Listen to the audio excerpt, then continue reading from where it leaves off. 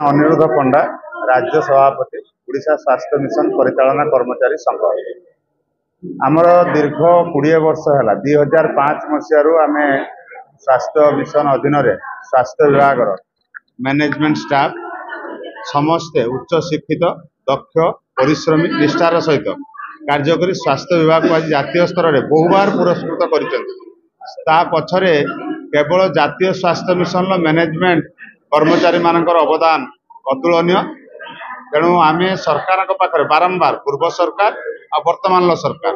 बारंबार निवेदन करमर दाबी पत्र देचु से आमर गोटे मात्र न्यार्य दाबी 2017 मसीह केंद्र सरकार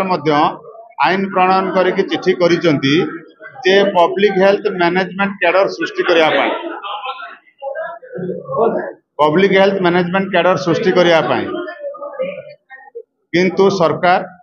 आज पर्यंत ता विषय ना कर्णपात कले ना कौन विचार कले। तेणु आम सरकार को नूतन सरकार को निवेदन करुचु कि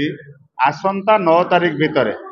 यदि आम कथा विचार न करती तो आम आंदोलन पंथा आपड़ेबू संपूर्ण कार्य बंद करूँ। तेणु प्रतीक प्रतिवाद स्वरूप आज आसंता 9 तारीख पर्यंत सारा ओडिशा रे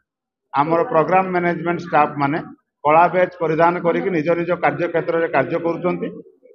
एवं संपूर्ण कार्य बंद हम जदि सरकार आसंता 9 तारीख सुधा आमको डाकी आम कथा विचार न करती 10 तारीख लोअर पीएमजी रे राजरास्तार आम शांतिपूर्ण भाव धारणा देवु जेते पर्यंत सरकार आम कथा विचार न कर। सामाजिक सम्मेलन कर उद्देश्य है आम दीर्घ 20 वर्ष है जातीय स्वास्थ्य मिशन में कार्यरत अच्छु। वर्तमान पर्यंत आमर कौन दाबी को सरकार पूरण करना आमर गोटे मात्र दाबी वर्तमान रही रेगुलाराइजेशन सरकार आमको चाकरी तुरंत नियमित करंतु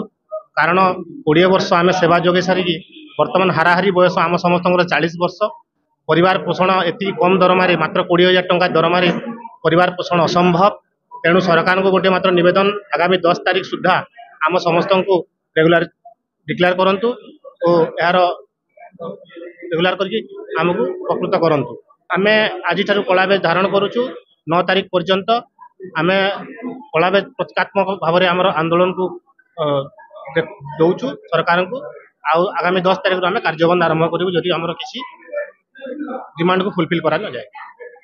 मिश्र अकाउंट्स मैनेजर हिसाब से कार्य करुँची आज्ञा गोटे उद्देश्य रही जोटा कि चाकरी स्थायीकरण करा हेल्थ डिपार्टमेंट जेकोसी कार्य आसूची आम सब जिन सुचारू रूप संपादन करुचु तो तार आम न्याय दाबी हिसाब से आम चाकरी नियमितीकरण कर गोटे उद्देश्य रही पूर्व गवर्नमेंट भी आमको कथा देते करेंगे बोली किंतु देश जे आम प्रतारित हेलु आम कौन सफल पाइलु ना। तो बर्तमान आम आशा रही बर्तमान सरकार आम सरकार निश्चिंत आम दुख बुझे आ खूब शीघ्र आम न्याय देवे। पूर्ण ओडिशा ऑल ओडिशा जेतक मेडिकल स्टाफ अच्छा जो मैंने कि प्रोग्राम यूनिट रे मैनेजमेंट करुँच तो समस्त स्टाफ आसवे आ द्वारा 8,685 स्वास्थ्य अनुष्ठान आफेक्टेड हम तादे पीएससी रही सीएससी रही आयुष्मान आरोग्य मंदिर रही डिस्ट्रिक्ट हेडक्वार्टर हॉस्पिटल रही आईटीएस रही अर्बान पीएससी रही ये गुड़े जगह रही सरकार सहित बहुत थोड़ा आलोचना सरी सरकार कहते आम विचार करूँ से जिन जेहेतु आम पाखे समय 18-20 वर्ष अतिक्रांत हो गला तो आमर एतिक आम सरकार निकट अनुरोध प्रार्थना यथाशीघ्र करा।